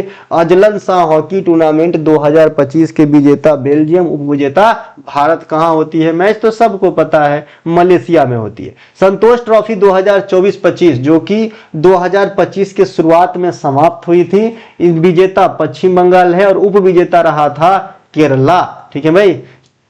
इसके अलावा प्रो कबड्डी लीग के 12वें सीजन, प्रो कबड्डी लीग की शुरुआत हुई थी 2014 में। जैसे भाई IPL होता है क्रिकेट का, उसी प्रकार से कबड्डी का आईपीएल है, प्रो कबड्डी लीग, इनके 12वें सीजन हो रहे थे, है ना। तो भाई 12 सीजन की हो गई, तो इनकी विजेता रहा दबंग दिल्ली, और किसको हरा के, तो पुनेरी पल्टन को हराकर जो है इन्होंने जो है दबदबा को कायम किया है। नेक्स्ट है हमारा, निम्नलिखित में से किसका मिलान गलत किया गया है ना। शुष्क बर्फ को ठोस कार्बन डाइऑक्साइड कहते हैं गुरुजी, बिल्कुल सही कहते हैं। ड्राई आइस को ठोस कार्बन डाइऑक्साइड कहा जाता है। आयल ऑफ विट्रियोल को सल्फ्यूरिक अम्ल कहते हैं, है ना। आयल ऑफ विट्रियोल को सल्फ्यूरिक अम्ल सही कहते हैं। लरो उरो हार्मोन पीयूष ग्रंथि से रिलेशन रखता है क्या? लरो उरो हार्मोन जो है पीयूष ग्रंथि से नहीं, एड्रिनल ग्रंथि से संबंध रखता है, ठीक है। तो इसीलिए यहां पे ये रॉन्ग है, और जो रॉन्ग है उसी को आपको चुनना है, तो यहां पे राइट आंसर हो जाएगा।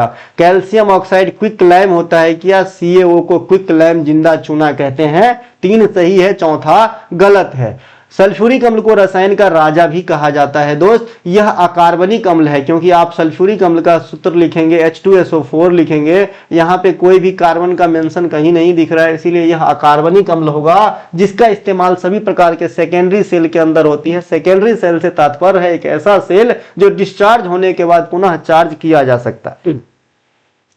कार्बन डाइऑक्साइड गैस मुख्य रूप से ग्रीन हाउस गैस है। इसका इस्तेमाल ठंडा पेय पदार्थ बनाने और अग्निशामक इत्यादि में होता है। अगर कार्बन डाइऑक्साइड बिल्कुल शून्य हो जाए, तो अगर एक बार कोई चीज जल जाएगा ना, तो कभी भी नहीं बुझेगा, ठीक है मेरे भाई। नाइट्रस ऑक्साइड को हंसाने वाली गैस कहा जाता है, N2O इसका सूत्र होता है। इसका इस्तेमाल शल्य चिकित्सा में निश्चेतक के रूप में भी होता है। लाल विट्रियोल कोबाल्ट सल्फेट को कहा जाता है, इसका सूत्र COSO4 होता है, कोबाल्ट सल्फेट। इसके अलावा है ना जो विटामिन B12 होता है ना, साइनोकोबाल्मिन, उसमें कोबाल्ट पाया जाता है, ये ध्यान रखेंगे। जो विटामिन B12 होता है, जिसे रसायन के भाषा में साइनोकोबाल्मिन कहा जाता है, इसमें कोबाल्ट की उपस्थिति पाई जाती है। जलयोजित कॉपर सल्फेट को नीला थोथा का जो है नीला थोथा कहा जाता है। नीला थोथा यानी ब्लू थोथा, नीला थोथा, हरा कशिश, नीला कशिश भी कहेंगे इसको, है ना। इसका सूत्र होता है कॉपर सल्फेट, यहाँ पे देख रहे हैं, और इनके साथ जल का 5 भाग। इनके अलावा ZnSO4 है ना, जिंक सल्फेट, जिंक सल्फेट को सफेद थोथा या व्हाइट विट्रियोल कहा जाता है। AgNO3 एर्जेंटम नाइट्रेट को लूनर कास्टिक कहा जाता है। FeSO4 फेरस सल्फेट को हरा थोथा या ग्रीन विट्रियोल कहा जाता है। कैल्शियम ऑक्साइड को कली चूना कहा जाता है या जीवित चूना कहा जाता है। यह जल के साथ अभिक्रिया करके बुझा हुआ चूना जो है देता है। जैसा कि यह अभिक्रिया मैंने पहले भी आपको बता चुका हूं। CaO+ है ना, जल का अभिक्रिया कराएंगे तो इस पोर्शन में आपका बन जाता है CaOH का होल ट्वाइस बन जाता है। ये क्या है? ये आपका है ना बुझा हुआ चूना है। ये क्या है? बुझा हुआ चूना है। ये क्या है? क्विक लाइम है, जीवित चूना है, और ये क्या हमारा जल है, ठीक है भाई, है ना। ये कौन सी अभिक्रिया का उदाहरण हो गया गुरु? ये हो गया आपके संयोजन अभिक्रिया का गुरु मतलब उदाहरण, जिसमें 2 प्रोडक्ट मिलके एक एकल सिंगल प्रोडक्ट बना रहा है। और बुझा हुआ चूना का रासायनिक नाम क्या होगा? कैल्शियम हाइड्रोक्साइड, है ना, कैल्शियम हाइड्रोक्साइड, ठीक है। आपने सभी किया है, घर को चुनेठे है ना जी, चूना के दीवार में लगाए है ना, तो पानी में डालते हैं ना चूना, तो वहां पे आप देखेंगे टेम्परेचर भी रिलीज होता है, उसमें पानी गर्म हो जाती है, बाद में ठंडी होती है, उसके नीचे कुछ अवशेष जमा हो जाता है जो बुझा हुआ चूना होता है, ठीक है। एड्रेनलिन हार्मोन को लरो उरो हार्मोन कहा जाता है। यह हार्मोन एड्रेनल ग्रंथि मेडुला हिस्से से स्रावित होती है। यह हार्मोन शरीर में हाई अलर्ट पर रहता है। यह हार्मोन हृदय गति, रक्तचाप और श्वास दर को बढ़ाता है। कौन? Adrenaline hormone. ऑक्सीटोसिन हार्मोन को लव हार्मोन कहा जाता है। यह हार्मोन हाइपोथैलेमस में बनता है और पिट्यूटरी ग्रंथि से रक्त प्रवाह में छोड़ा जाता है। यह हाइपोथैलेमस बहुत ही खतरनाक चीज है। यह आपकी इमोशन वगैरह है ना, प्यार घृणा वगैरह इत्यादि को समझने समझाने का काम करता है। जो आपसे बताया जाता है कि भाई छोटे बच्चे को मोबाइल फोन से दूर रखा जाए, तो इसका एक यही जो है कारण है मोबाइल फोन से दूर रखना, क्योंकि भाई एज है कम, एज है 8 वर्ष, और हाइपोथैलेमस उसको जो है पूरे इमोशन में ला देता है, ठीक है। इसके बहुत ज्यादा दुष्प्रभाव पड़ता है। समय से पहले जैसे लड़कियों में पीरियड वगैरह आ जाना और भी कई सारे चीज है ना, तो ये जो है हाइपोथैलेमस को ध्यान रखना। इसके अलावा ऑक्सीटोसिन हार्मोन को लव हार्मोन कहा जाता है, बता दिया। यह हार्मोन हाइपोथैलेमस में बनता है और पिट्यूटरी ग्रंथि से रक्त प्रवाह में छोड़ा जाता है। ये जो पिट्यूटरी ग्लैंड है, ये जो पिट्यूटरी ग्लैंड है, ये शरीर में सबसे छोटू, सबसे स्मॉलेस्ट है ना, SAMLLEST, स्मॉलेस्ट। गलत भी हो सकता है अंग्रेजी की स्पेलिंग भाई मेरे से, ठीक है मेरे भाई, एकदम सीधी सी बात है भाई, है ना। स्मॉलेस्ट ग्लैंड है ये, है ना। और ये जो है आपके इंडोक्राइन ग्लैंड है ना, अंतःस्रावी ग्लैंड है पिट्यूटरी ग्लैंड। इसे मास्टर ग्रंथि भी कहा जाता है, मास्टर ग्रंथि भी कहा जाता है, मास्टर ग्रंथि भी कहा जाता है, ठीक है। इसके अलावा पीयूष ग्रंथि भी इसे कहा जाता है, पीयूष मतलब अमृत होता है, पीयूष ग्रंथि भी इसे कहा जाता है। ये काफी जो है आपका क्या बोलते हैं उनको, ग्रंथि यहाँ पे, ठीक है, जो ये जो है काफी इंपॉर्टेंट रोल अदा करता है, ठीक है। STH वगैरह इसी के माध्यम से निकलती है, STH है ना, जिसके कमी से जो है आदमी बौना हो जाता है। इसके अलावा Chile saltpetre sodium nitrate को कहा जाता है, इसका रासायनिक सूत्र NaNO3 होता है, सोडियम नाइट्रेट, इसे चीली साल्ट पीटर कहेंगे। कैल्शियम नाइट्रेट को जो है नॉर्वेजियन साल्ट पीटर कहेंगे। पोटेशियम नाइट्रेट यानी KNO3 को जो है इंडियन साल्ट पीटर कहेंगे।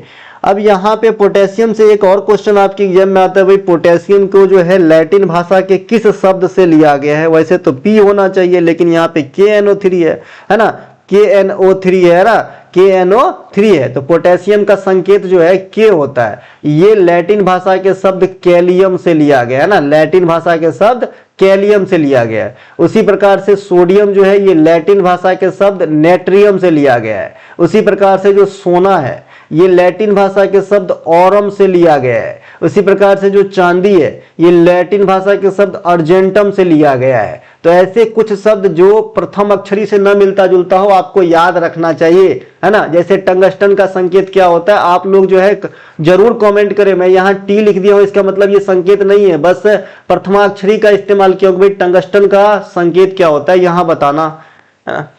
26 लेटर है भाई, कोई ना कोई तो होगा ही। ट्राई नाइट्रोग्लिसरीन जिसे नोबेल का ऑयल भी कहा जाता है, यह एक विस्फोटक तरल पदार्थ होती है। निम्नलिखित में से कौन सा एक पूंजीगत प्राप्ति कैपिटल रिसिप्ट का उदाहरण है? ठीक है मेरे भाई, रिजर्व बैंक से लिया गया ऋण होता है क्या, है ना, पूंजीगत प्राप्ति, है ना, रिजर्व बैंक से लिया गया ऋण होता है क्या, आयकर संग्रह होता है क्या, सार्वजनिक सेवाओं से बिक्री का मूल, माल की बिक्री और किराया, क्या होगा आंसर? जो ऋण होती है ना बड़े तादाद पे, जो मोटा रकम, मोटा ऋण, मोटा कर्जा जो होती है वो आपके पूंजीगत प्राप्ति में आ जाती है। इसको ऐसे समझेंगे, इसको ऐसे समझेंगे कि आपने लोन लिया है घर बनाने के लिए, तो आपके ऊपर क्या बढ़ा है भाई, लोन लिए हो, इससे क्या है आपको देनदारी बढ़ गई है। और जब कोई भी एजेंसी हो या सरकार हो या कोई कंपनी हो, है ना, एजेंसी हो, सरकार हो, कंपनी हो, उनकी अगर देनदारी सामान्य से ज्यादा कोई चीज बढ़ा देता है कुछ प्राप्त हो करके, तो उसे जो है पूंजीगत प्राप्ति कहेंगे। तो यहाँ पे देनदारी बढ़ा देता है जब आप सरकार, यहाँ पे केस में रिजर्व बैंक से कौन लोन लेगा भाई, या तो कोई कमर्शियल बैंक लेगा जो एक कंपनी के जैसा है, या फिर भारत के सरकार लेंगे, भारत सरकार लेंगे। तो भाई ऋण ले लिए तो देनदारी बढ़ गई, सरकार के ऊपर देनदारी लंबित हो गई, भारित हो गई, तो भाई इसे जो है पूंजीगत प्राप्ति कहेंगे। इसे आसान भाषा में नीचे समझाऊंगा, तो बने रहे, है ना, समाचार के लास्ट तक। आइए, पूंजीगत प्राप्ति किसे कहते हैं भैया? उदाहरणों में, यहाँ पे पहले कैपिटल रिसिप्ट किसे कहते हैं? उदाहरणों में परिसंपत्तियां जैसे मशीनरी या भूमि की बिक्री से प्राप्त राशि। अब कोई चीज सदा के लिए खड़का दिया, समझिएगा, आपके पास एक घर है, आपके पास एक घर है, आपके पास क्या है? एक घर है। उस घर में जो है आपको भाड़ा पे लगा दिए है आप, जैसे मेरा रूम मालिक मेरे हाथ से भाड़ा पे इस घर को लगाया है, तो मैं क्या हर महीने उन्हें भाड़ा पे करता हूं, एक फिक्स इनकम जो है उनको आ रहा है हर महीना। ठीक है भाई, अगर वो घर को पूरा का पूरा मेरे से बेच दे तो स्वाभाविक सी बात है जितना मैं भाड़ा हर महीना दे रहा हूं उसके कई गुना एक ही साथ चुका दूंगा। ठीक है भाई, एक ही साथ चुका दूंगा। तो ये जो है कैपिटल रिसिप्ट में आ जाएगा। मशीनरी या भूमि को पूरी तरीके से अगर कोई बेच देता है, उनसे जो पैसा आता है एक ही बार में सेवा खल्लास, है ना, तो उसे कैपिटल रिसिप्ट कहते हैं। बैंक या निवेशों से लिया गया ऋण, है ना, जो आप कर्ज लेते हो उनको भी कैपिटल रिसिप्ट कहा जाता है। और जो सरकारी बॉन्ड होती है या शेयर की बिक्री होती है ना, उनको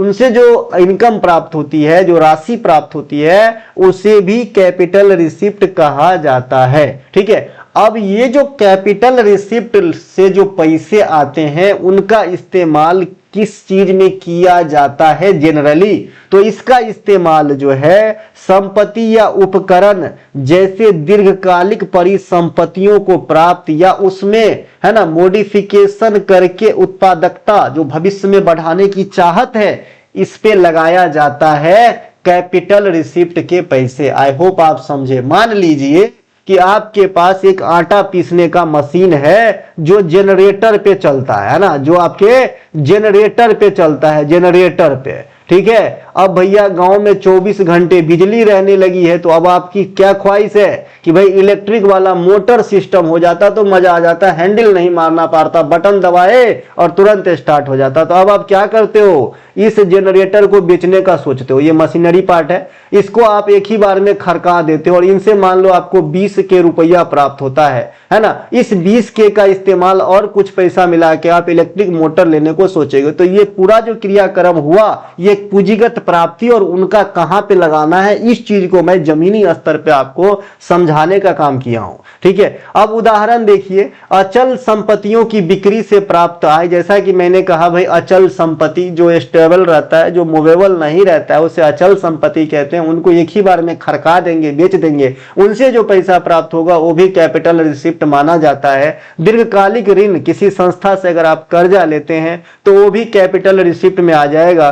पूंजी अनुदान, इक्विटी फंड, अधिमान्य शेयर पूंजी, शेयरों या डिवेंचरों से निर्गमन से प्राप्त इनकम, ये सभी के सभी आ जाते हैं आप एक कैपिटल रिसिप्ट के अंदर। कहां खर्च किया जाता है कैपिटल रिसिप्ट से प्राप्त जो धन होते हैं, अभी मैंने बताया इलेक्ट्रिक मोटर के ऊपर खर्च कर लेना, पुराना जनरेटर बेच के, तो उससे आपको ये पूरी लाइन समझ में आ जाएगी। जैसे भूमि लेने में, भवन लेने में, मशीनरी लेने में, उपकरण इत्यादि जैसे दीर्घकालिक संपत्तियों को खरीदने या दीर्घकालिक ऋण और बंधक जैसी देनदारियों को कम करने के लिए किया जाता है।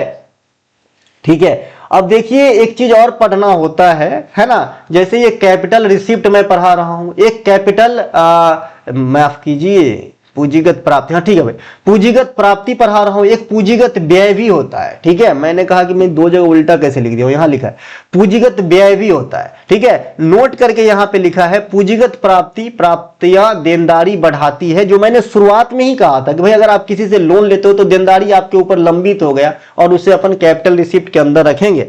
दूसरा जो नोट है इसको जरा पढ़ेंगे गुरुजी, पूंजीगत व्यय, कैपिटल एक्सपेंडिचर, जिसे शॉर्ट में कैपेक्स भी कहा जाता है। एक्सपेंडिचर का दो शब्द लेके कैप में मिला दिया, जैसे कैप्स कैफे आजकल आ गया है ना, वैसे ही, है ना।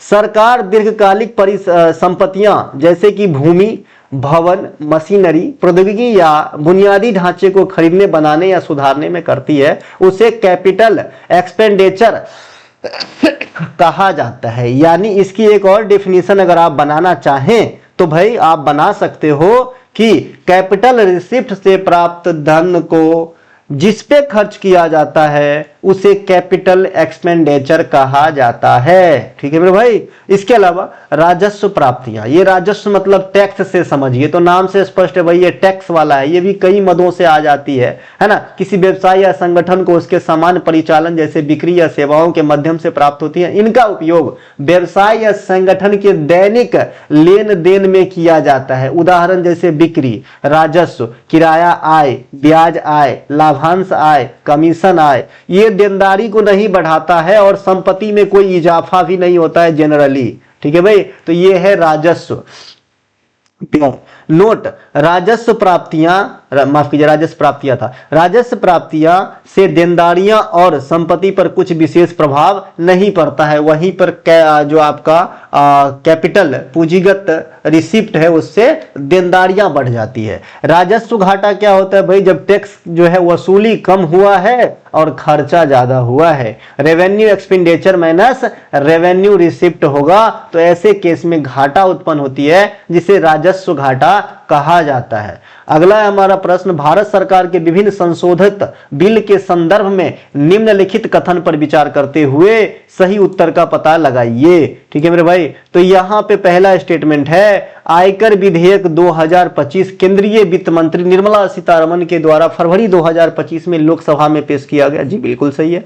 भारतीय वायुयान विधेयक अधिनियम 2024 मुख्य रूप से भारतीय विमान अधिनियम 1934 को संशोधित करता है। ये दोनों के दोनों स्टेटमेंट आपका सही है। फिर से रिपीट कर रहा हूं, जो स्टेटमेंट होता है वहां पे भी अपने आप में क्वेश्चन आंसर है। अगर दोनों कथन सत्य है तो दोनों एक क्वेश्चन का आंसर है। ठीक है मेरे भाई, अगर गलत है तो उस पर फोकस कीजिए, गलत क्यों है ये भी मैं बताते ही चल रहा हूं। तो ऐसा नहीं कि खाली प्रश्न को नहीं देखना है, खाली आंसर को देख के आगे निकल, स्टेटमेंट को भी ध्यान से पढ़ना है। टाइम दीजिए, टाइम दीजिए, है ना। इसके अलावा अरे लास्ट में एक बच्चा बचेगा ना, वही सफल हो गए, अंतिम तक बने रहो, है ना, तुम ही हीरो हो। ठीक है, आइए, भारतीय वायुयान विधेयक अधिनियम 2024 नागरिक उड्डयन मंत्रालय द्वारा जुलाई 2024 लोकसभा में पेश किया गया था। इसे दिसंबर 2024 में संसद के द्वारा पारित कर दिया गया और 1 जनवरी 2025 से इफेक्ट भी डालने लगा। ठीक है, इस संशोधन के अनुसार विमानन कानून में आधुनिकता लाकर सुरक्षा और पारदर्शिता को बढ़ाना है ना। यह विमान अधिनियम 1934 को प्रतिस्थापित करता है। लेकिन दुर्भाग्य है हमारा कि भाई ये अधिनियम आने के बाद इसे हम जो कहेंगे एक प्रकार का अनलक ही कहेंगे कि बहुत बड़ा विमान की घटना हुआ था अहमदाबाद में, है ना। इनके अलावा आयकर विधेयक 2025 1 अप्रैल 2026 से प्रभावी होगा। यह अभी लगा नहीं है, हालांकि ये जो है पारित हो गया, लेकिन अभी प्रभावित नहीं। जो न्यू फाइनेंशियल ईयर आएगा ना, न्यू वित्तीय ईयर आएगा ना, 26-27 2026-27 वित्तीय ईयर आएगा जो 1 अप्रैल से स्टार्ट होगा, है ना। तो वहां से जो है ये वर्क करना स्टार्ट करेगा। यह मुख्य रूप से आयकर अधिनियम 1961 को रिप्लेस करता है। भारतीय न्याय संहिता BNS 2023 जो जनवरी 2024 से प्रभावी है, इफेक्टिव है। अब भारत में जो दंड का विधान है वो BNS के हिसाब से हो गया, पहले IPC के हिसाब से होता था। जो भारतीय दंड संहिता 1860 को प्रतिस्थापित करेगा, ये अंग्रेज के समय का था। ये बहुत लंबा चौड़ा था, हमको इसको थोड़ा सटीकता किया गया है। जो BNS है उसमें 20 अध्याय और 558 धाराएं हैं। एक सेकेंड, यहाँ पे कुछ गड़बड़ है दया, है ना, ये जो है कम हुआ है थोड़ा सा। जबकि जो भारतीय दंड संहिता है 23 अध्याय और 511 धाराएं हैं। ठीक है, ये अध्याय तो ठीक लग रहा है, यहाँ पे कुछ मिसप्रिंट है। ठीक है, इसको थोड़ा सा 1 सेकेंड के लिए स्किप करेंगे। ठीक है, मैं आपको इसे करेक्ट करके दे दूंगा। यहाँ तो मैं करेक्ट नहीं कर सकता हूं क्योंकि ये एडिट नहीं होगा यहाँ से, है ना। इसके अलावा मेवाती घराना के संस्थापक कौन है? मेवाती घराने के संस्थापक घग्गे नजीर खान है। कौन है? घग्गे नजीर खान है। कौन है भैया? घग्गे नजीर खान है। अगला पॉइंट है कि प्रसिद्ध रामपुर घराने के संस्थापक उस्ताद इनायत खान हैं। मेवाती घराने की स्थापना इंदौर के उस्ताद घग्गे नजीर खान और उस्ताद वाहिद खान ने किया था। संबंधित कलाकार अगर बात करेंगे मेवाती घराने में कौन कौन आते हैं तो पंडित जसराज, मोतीराम, मनीराम, संजीव अभयंकर इत्यादि। किराना घराने के फाउंडर की बात करेंगे अब्दुल करीम खान और अब्दुल वाहिद खान साहब हैं। अब देखिए अब्दुल वाहिद खान साहब का दोनों में नाम है, मेवाती घराना और किराना घराना। ठीक है, ओवरलैप करते हैं यहाँ पे। इसके अलावा इस घराने के प्रमुख कलाकार में आएंगे पंडित भीमसेन जोशी। पंडित भीमसेन जोशी, इन्हें भारत रत्न दिया जा चुका है। कर्नाटक संगीत के बहुत बड़े हस्ती, हिंदुस्तानी शास्त्रीय संगीत की, माफ कीजिएगा। गंगूबाई हंगल, सवाई गंधर्व, सुरेश बाबू माने, प्रभा अत्रे, मनिका वर्मा, ये सभी के सभी आपके किराना घराना से आते हैं। ग्वालियर घराने के संस्थापक हस्सू खान, हद्दू खान और नत्थू खान हैं। इनके कलाकार में ओंकार नाथ ठाकुर, विनायक राव पटवर्धन, नारायण राव व्यास, विष्णु दिगंबर पुलस्कर। आगरा घराने में आएंगे हाजी सुजान खान, है ना, उस्ताद फैयाज खान। इसके अलावा उस्ताद घग्गे, खुदा बख्श, लताफत हुसैन, दिनकर काकनी, ये सभी के सभी आगरा घराने में आ जाते हैं। बनारस घराने में थोड़ा सा क्ल्यू है, अगर फाउंडर कहे तो राम सहाय, ठीक है, लेकिन अगर बनारस घराने के गायन शैली के फाउंडर कहे तो फिर गोपाल मिश्रा आंसर होता है। तो बनारस घराने की 2 लफ्ज में 2 आंसर हो जाता है। एक तो अगर सीधे सीधे पूछे भाई हुई बनारस घराने का फाउंडर तो कहेंगे भैया राम सहाय, है ना। अगर आपसे कहे कि भाई बनारस घराने के फाउंडर, है ना, गायन शैली में कौन है तो आप कहेंगे गोपाल मिश्रा साहब। ठीक है भाई। इनके अलावा यहाँ पे पंडित रविशंकर जो सितार के मास्टर रहे तो ये भी बनारस घराना से ही ताल्लुकात रखते हैं। और पंडित रविशंकर साहब को 1999 में भारत रत्न से सम्मानित किया गया था और 1968 में सबसे पहले ग्रैमी अवार्ड इंडिया के लिए इन्होंने ही जीता था। नेक्स्ट है हमारा रामपुर घराना, इनके फाउंडर उस्ताद इनायत खान और अन्य कलाकार हैं गुलाम मुस्तफ़ा खान, निसार खान, राशिद खान साहब जो आप जब भी मेट का गाना है आओगे जब तुम वो साजना इन्होंने ही गाया है। इनके अलावा पंडित बिरजू महाराज लखनऊ के कालिका बिंदादीन घराने से कथक नृत्य से संबंधित थे। पटियाला घराना के फाउंडर फतेह अली खान और उस्ताद अली बख्श हैं।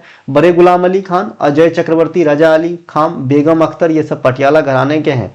दरभंगा घराने जो हाल फिलहाल में आपके एग्जाम वगैरह में देखे गए, तो दरभंगा घराने की जो है ध्रुपद गायकी के लिए प्रसिद्ध होते हैं। मैं यहीं से हूं, दरभंगा से, ठीक है। अनूठी शैली के लिए जाने जाते हैं जिसमें कंधर और गौहर बानी पर विशेष जोर दिया जाता है, और इनके जो कलाकार होते हैं उनमें ज्यादातर मल्लिक सरनेम लगे होते हैं, विदुर मल्लिक, रामचतुर मल्लिक, है ना। सियाराम तिवारी भी ध्यान रखिए, ये दरभंगा घराने से ही जो है कलाकार है। नेक्स्ट है कि भारत में राज्यों के राज्यपाल तथा केंद्र शासित प्रदेश के उपराज्यपाल और प्रशासकों के संदर्भ में निम्नलिखित कथनों पर विचार करते हुए सही उत्तर का पता लगाइए। पहला स्टेटमेंट है कि भाई अनुच्छेद 239 के अनुसार केंद्र शासित प्रदेश का प्रशासन राष्ट्रपति द्वारा नियुक्त प्रशासक के माध्यम से किया जाता है। यहाँ पे मैं प्रशासक भी लिख दूं, उपराज्यपाल भी लिख दूं, जो है तो भी आपका जो है बराबर ही होगा, ठीक है। तो दोनों ये स्टेटमेंट सही हो गया। दूसरा स्टेटमेंट है कि जुलाई 2025 में लद्दाख के नए उपराज्यपाल के रूप में कविंदर गुप्ता को नियुक्त किया गया है। दोनों के दोनों स्टेटमेंट अपने आप में जो है राइट हो जाएंगे, ठीक है। भारत की राष्ट्रपति द्रौपदी मुर्मू ने जुलाई 2025 में हरियाणा और गोवा के राज्यों में नए राज्यपाल, साथ ही साथ लद्दाख में नए उपराज्यपाल की नियुक्ति की है, जो नीचे दिया गया है। गोवा के नए राज्यपाल बने हैं पुष्पति अशोक गजपति राजू, है ना। ये पहले केंद्रीय मंत्रालय में उड्डयन मंत्रालय से जुड़े हुए मिनिस्टर थे। बाद में इन्होंने गोवा में श्रीधरन पिल्लई को रिप्लेस करके राज्यपाल के पोस्ट को संभाले, ठीक है मेरे भाई। इनके अलावा हरियाणा के नए राज्यपाल असीम कुमार घोष बने हैं, जिन्होंने बंडारू दत्तात्रेय का स्थान लिए हैं। लद्दाख के नए राज्यपाल कविंदर गुप्ता जी बने हैं, जो है ना बीडी मिश्रा साहब का स्थान लिए हैं, ब्रिगेडियर बीडी मिश्रा साहब का। ओडिशा के नए राज्यपाल जो है हरिबाबू कंभमपति, है ना, जो है उड़ीसा के नए राज्यपाल हरिबाबू कंभमपति मिजोरम से आए थे। इन्होंने रघुबर दास का स्थान लिया है। किनका स्थान लिए हैं? रघुबर दास का स्थान लिए हैं।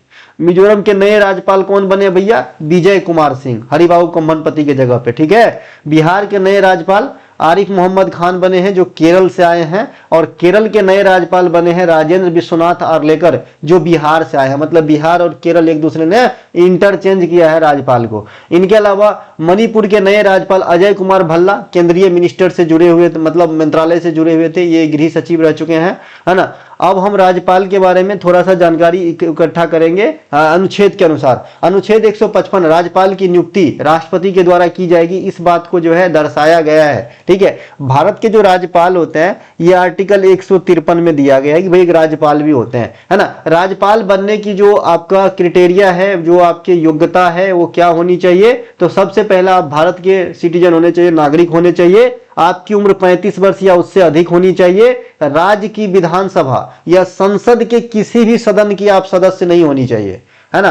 राज्य की विधानसभा, अगर राज्य में विधान परिषद है तो एक मतलब इकट्ठा कहना हो तो राज्य के विधानमंडल या संसद यानी लोकसभा राज्यसभा, ये किसी में भी आपकी सदस्यता नामित नहीं होनी चाहिए, ठीक है ना। लाभ के पद पर नहीं होनी चाहिए। इतने सारे कंडीशंस है अगर आपको राज्यपाल बनना है तो, ठीक है। इसके अलावा नोट करके यहाँ पे एक चीज लिखा है, आर्टिकल 157 में कहा गया है कि राज्यपाल बनने हेतु राज्य विधानमंडल में सदस्यता के लिए योग्यता होनी चाहिए। अब यहाँ पे क्या बात हो गया सर? देखिए 155 आर्टिकल में तो यूं कहा गया कि भाई आप जो है ना,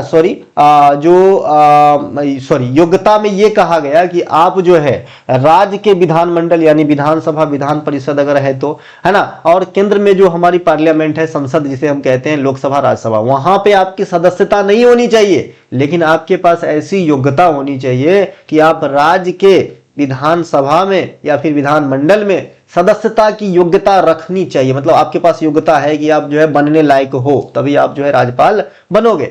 नोट, आर्टिकल 158 के अनुसार वे संसद या विधानसभाओं और विधान परिषद में किसी भी सदन का सदस्य नहीं होना चाहिए। ये दोनों बात अपने आप में अलग अलग है, ध्यान रखना। योग्यता तो होनी चाहिए लेकिन सदस्य नहीं होनी चाहिए, समझे कि नहीं समझे। अनुच्छेद 156, राज्यपाल का कार्यकाल राष्ट्रपति के प्रसाद पर्यंत होता है। वैसे जनरली 5 वर्ष का ही होता है, लेकिन राष्ट्रपति की जब तक मंजूरी प्राप्त है तब तक राज्यपाल अपने पद पर रह सकते हैं। इसीलिए सुटेबल आंसर होता है कि राज्यपाल का कार्यकाल कितने समय का, तो राष्ट्रपति के प्रसाद पर्यंत, है ना।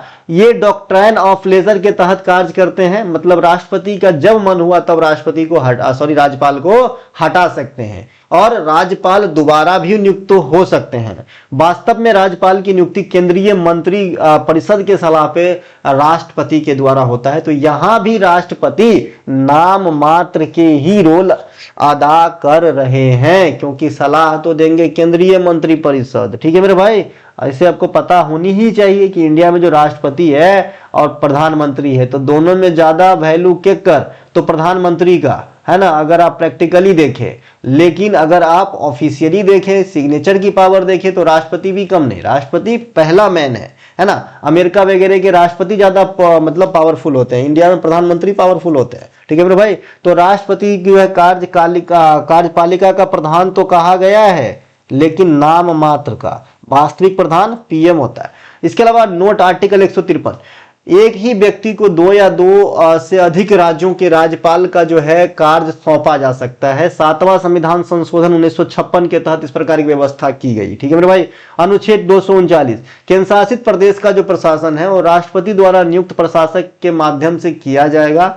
दिल्ली, पुदुचेरी और जम्मू कश्मीर की अपनी विधायिका है। अगर आपसे पूछा जाए कि भाई इंडिया में जितने भी केंद्र शासित प्रदेश है उनमें कितने के पास जो है अपनी विधायिका है, विधायिका कहने का मतलब अपनी संसद है ना, विधायिका कहने का मतलब अपनी संसद है या विधानसभा है ना, आप जो भी समझिए। देखिए ये सब एक ही चीज है, पार्लियामेंट, ब्रिटेन के संसद को पार्लियामेंट कहते हैं, यहीं से ये शब्द आया, इसीलिए विश्व संसद की जननी ब्रिटिश पार्लियामेंट को कहा जाता है। भारत के केस में लोअर सदन और अपर सदन है ना, लोकसभा और राज्यसभा है। ठीक है, इसी प्रकार से किसी राज्य में विधानसभा हो सकता है और विधान परिषद हो सकता है। हालांकि इंडिया में विधान परिषद मात्र 6 स्टेट में ही है। ठीक है, वो है बिहार, उत्तर प्रदेश, है ना, तेलंगाना, आंध्र प्रदेश, कर्नाटक और महाराष्ट्र। ठीक है भाई, तो जो केंद्र शासित प्रदेश हमारे यहाँ है उनमें मात्र ऐसे 3 केंद्र शासित प्रदेश है जिनके पास अपना असेंबली है। ये है भैया दिल्ली, पुदुचेरी और जम्मू कश्मीर। नेक्स्ट प्रश्न है, भारत के शीतकालीन शीत मरुस्थल जीव मंडल रिजर्व के संदर्भ में निम्नलिखित कथन को ध्यान से पढ़कर सही उत्तर का पता लगाइए। ठीक है, कथन है हमारा है ना, शीत मरुस्थल biosphere reserve cold desert UNESCO के विश्व बायोस्फीयर रिजर्व नेटवर्क WNBR में शामिल होने वाले भारत का पहला स्थल। अरे भाई पहला नहीं, अभी हाल में हुआ है ये 2025 में शामिल हुआ है, तो पहला कैसे हो जाएगा, है ना, तो गलत हो गया। दूसरा है शीत मरुस्थल बायोस्फीयर रिजर्व में हिम तेंदुआ, स्नो लियोपार्ड्स, है ना, तिब्बती भेड़ियाई, ये सब पाई जाती है। दूसरा स्टेटमेंट सही है, पहला रॉन्ग है, ये पहला नहीं है, ये है भैया यूनेस्को के, है ना, बायोस्फीयर रिजर्व में इंडिया का 13वां स्थान। ठीक है भाई, तो ये 13वें क्रमांक का है जिसे 2025 में शामिल किया गया था, पहला लिखने के कारण ही वो रॉन्ग है। ठीक है, नेक्स्ट है हमारा पॉइंट है, शीत मरुस्थल बायोस्फीयर रिजर्व यूनेस्को के विश्व बायोस्फीयर रिजर्व नेटवर्क में शामिल होने वाले भारत का 13वां स्थल है। इसे सितंबर 2025 में शामिल किया गया। देखिए भारत में 18 बायोस्फीयर रिजर्व है ना। भारत का पहला बायोस्फीयर रिजर्व कौन सा है, तो नीलगिरी जो है ये भारत का पहला बायोस्फीयर रिजर्व है। इनको दर्जा मिला था 1986 के अंदर, ये ध्यान रखेंगे। ये भारत के 18 बायोस्फीयर रिजर्व का जो है आपके पास है ना, ये आप स्क्रीनशॉट ले सकते हैं। देखिए ये जो आपके नीले कलर में बॉक्स बना करके लिखे हुए हैं, ये जो नीले कलर वाले हैं ये सभी आपके यूनेस्को के लिस्ट में शामिल भारत के 13 बायोस्फीयर रिजर्व है। ठीक है, ये आप देख लेंगे यहाँ पे 1 2 3 4 5 6 7 8 9 10 11, ये 13 के 13 जो है यूनेस्को के लिस्ट में शामिल बायोस्फीयर रिजर्व है। वैसे टोटल कितने हैं इंडिया में बायोस्फीयर रिजर्व, 18 है टोटल। ठीक है, तो इसे ध्यान रखेंगे। पहला कौन सा था, ये था भैया नीलगिरी, पहला कौन सा था, ये था नीलगिरी। ठीक है, ऐसे ध्यान रखेंगे।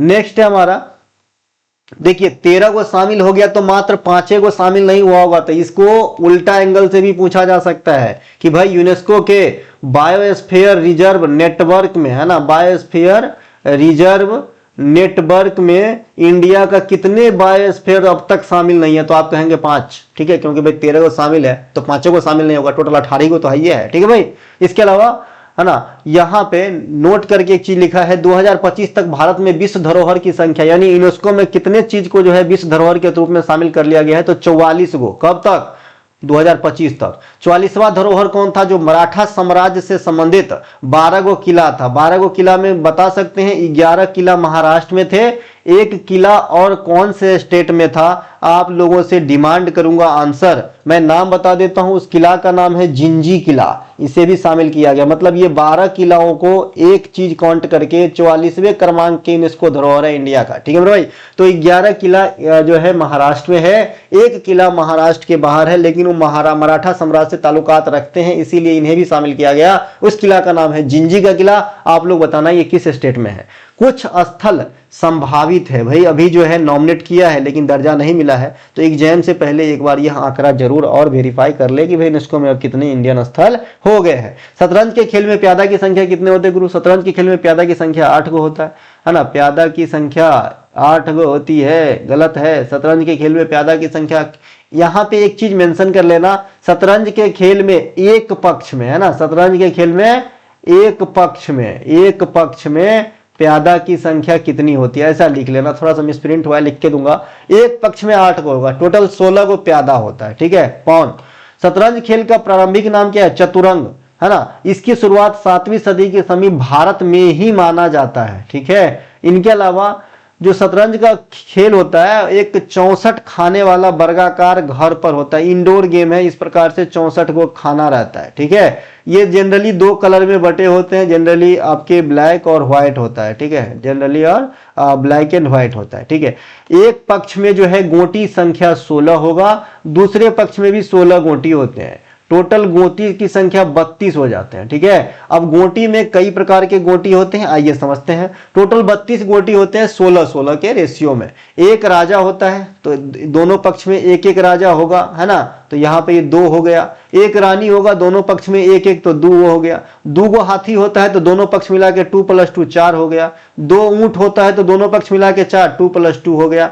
2 घोड़ा होता है, दोनों पक्ष मिला के 4, 2 + 2 हो गया। और 8 प्यादा होता है तो 8 + 8। अब इन सभी को आप जोड़ेंगे ना तो 32 हो जाएगा। 8 8 16, 4 20, 4 24, 4 28, 2 30 और 2 32, मतलब 16 को गोटी एगो पक्ष में होता है। शतरंज की शासी निकाय जो है फैड है, वर्ल्ड चेस फेडरेशन। स्थापना इसकी 1924 में हुआ था। भारत के लिए शतरंज के प्रथम ग्रैंड मास्टर विश्वनाथ आनंद साहब है, प्रथम महिला grand master S Vijaya Lakshmi है ना।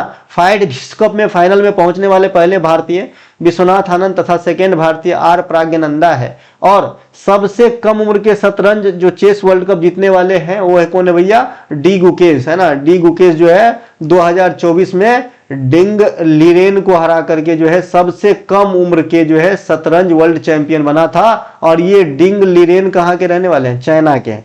भाई बहन की एकमात्र ग्रैंड मास्टर इंडियन जोड़ी कौन है? आर प्रज्ञानंदा और वैशाली रमेश बाबू। तो भैया ये थे आज के क्लास, है ना।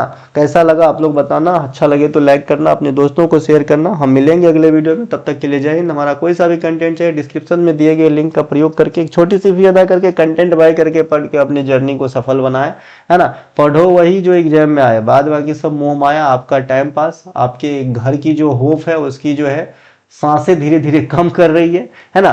तो भ्रम में न रहिए, है ना, दिखावे पे मत जाइए, पढ़िए। शुद्ध कंटेंट दे रहा हूँ, बढ़िया से पढ़िए और फतेह कीजिए। जय हिंद, जय भारत।